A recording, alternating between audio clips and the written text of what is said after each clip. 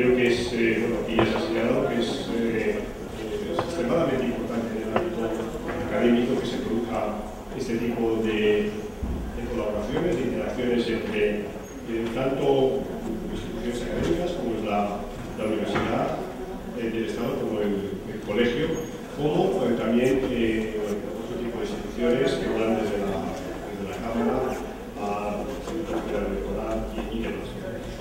Yo creo que debemos felicitarnos todos por ello. Y también mi agradecimiento evidentemente a mi colega, el doctor Solís, a Juan Mario Solís, colega y hasta hace muy poco tiempo alumno.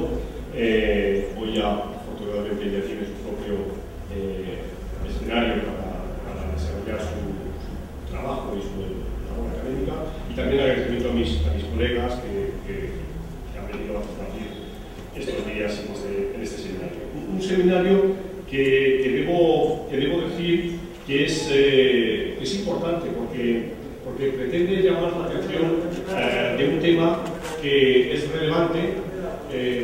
Se ha dicho aquí en las personas que han intervenido en la inauguración y que en cierta manera ha sido relegado por la ciencia política, ¿no?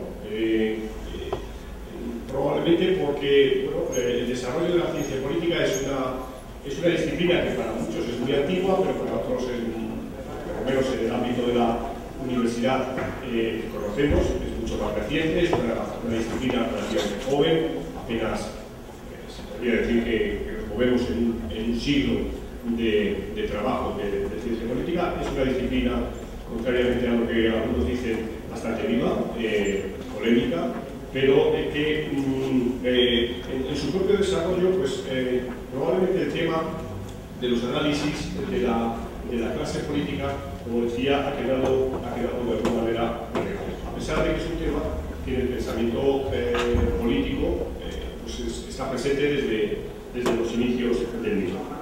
Bueno, dicho esto, mi exposición va a girar en torno fundamentalmente a tres ejes. En primer lugar, voy a plantear algunas consideraciones que podríamos denominarlas teórico-prácticas sobre la figura del político y el tema de la profesionalización de la política. En segundo lugar, voy también a proponerles un esquema para el estudio de las carreras políticas. Y en tercer lugar, voy a entrar en algo todavía más resbaladizo, como sería una suerte de propuesta para el estudio de la calidad de los políticos, ¿no? El político profesional. Y para esto voy a incorporar algún tipo de evidencia empírica de un proyecto que tenemos en la Universidad de Salamanca desde hace tiempo, que es el proyecto de élites latinoamericanas. Es un proyecto que se basa en el estudio de muestras representativas de diputados latinoamericanos, que venimos haciendo, repito, desde hace bastante tiempo, exactamente desde el año 1994. ¿no? Y esto me servirá para ilustrar algunos de los puntos y también a la vez ver las complejidades de los mismos y también ilustrar algunos de los problemas, incluso también avanzando ya algunas cosas, algunos de los problemas metodológicos que podemos encontrarnos a la hora de estudiar estos asuntos. Pero sobre todo, van a perdonarme porque sobre todo lo que voy a plantear son cuestiones para el debate. O sea, voy a plantear cuestiones desde cierta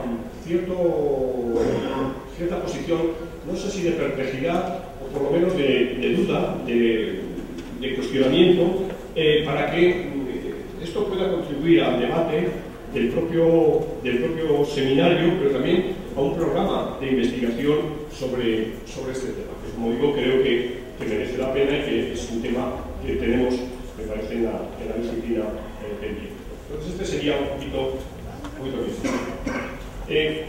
Bueno, como les decía, esta historia del estudio de los políticos es relativamente, si se quiere, muy antiguo, pero sobre todo lo que quiero defender es que relativamente reciente. Y está muy vinculado, pues, como no podía ser de otra manera, al desarrollo de la democracia representativa.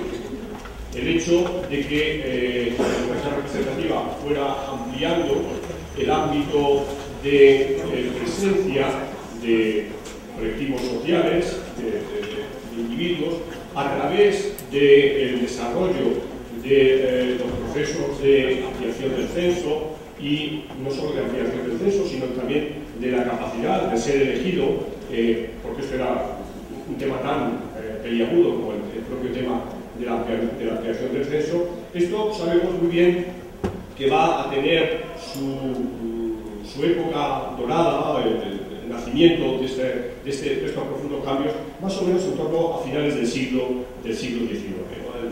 La democracia, como hoy la conocemos, realmente ha variado muy poco, la democracia representativa, de lo que se puede encontrar en los grandes unidades de análisis, lo que iba a decir, los grandes países de objeto de estudio de finales del siglo XIX.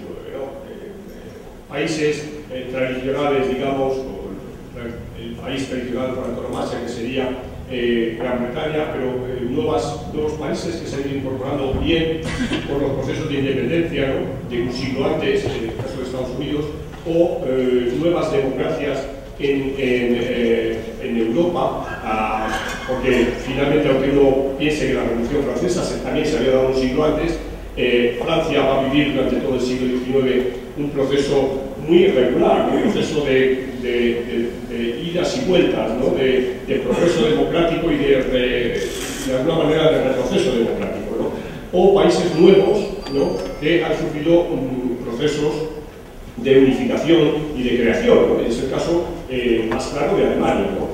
Bueno, entonces, en estos países que cito, lo que parece claro es que en torno a 1890 o a principios ya del siglo XX se ha consolidado ya este patrón de hacer política que hoy conocemos a través de la democracia representativa, con patrones de sufragio universal, todavía no totalmente universal, porque la mujer todavía está excluida, en este momento que estoy refiriendo, va a entrar pronto, pero todavía está excluida, también los jóvenes están excluidos, pero sobre todo universalización en la capacidad de poder ser elegido y de entrar en la política.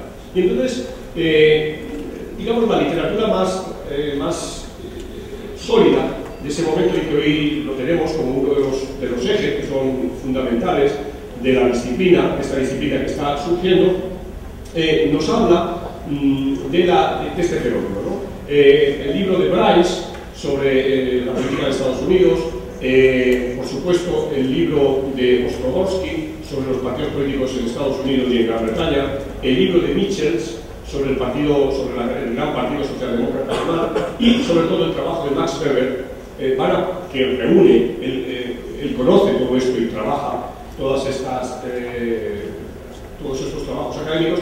Bueno, van a poner nos van a poner en bandeja el problema de que hay una nueva situación, y es la situación de unos individuos que llegan a la política y que, oh sorpresa, empiezan a pedir que les deben pagar por hacer política.